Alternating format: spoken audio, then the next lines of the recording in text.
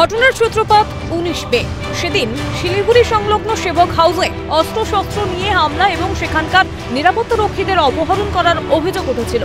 ঘটনায় মিশন কর্তৃপক্ষের অভিযোগের ভিত্তিতে বেশ কয়েকজনকে গ্রেপ্তার করাও হয়েছিল, কিন্তু অধরা ছিল মূল অভিযুক্ত।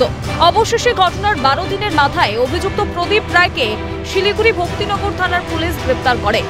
7 দিনের হেফাজত চেয়ে রবিবার তাকে জলপাইগুড়ি আদালতে তোলা হলে 3 দিনের পুলিশ হেফাজতের নির্দেশ দেয় আদালত, জানান সহকারী আইনজীবী সিন্ধু কুমার রায়। ওই প্রদীপ রায়কে নিয়ে আসছে, ভক্তিনগর পিএস ফরওয়ার্ড করার পর সে তার 7 দিনের পিসি চাইছিল, পুলিশ কাস্টডি আর কি।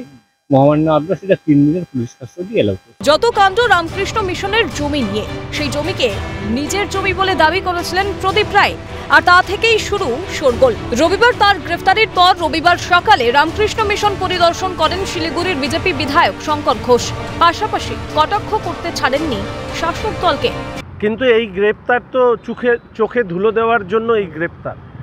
প্রথমত, প্রদীপ রায়ের মতন সামান্য ব্যক্তি এত বড় ল্যান্ড গ্র্যাব করবার পরিকল্পনা করতে পারে না, যদি না এর পেছনে কোনো প্রভাবশালী শাসক দলের ব্যক্তি না।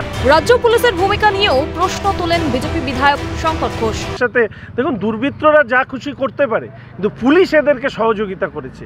চেয়ারে বসে অশোক স্তম্ভ লাগিয়ে যে পুলিশ রামকৃষ্ণ মিশনের জমি দখলে সহযোগিতা করেছে, আশ্রমিক সন্ন্যাসীদেরকে নন বেলেবল কেস দিয়েছে, তাদের বিরুদ্ধে অবশ্যই আইনগত আছে। তবে ঘটনার মোড় কোন দিক নেয় সেটাই দেখার। তিতাস পাল ও পিকাই ঘোষের রিপোর্ট, ক্যালকাটা নিউজ।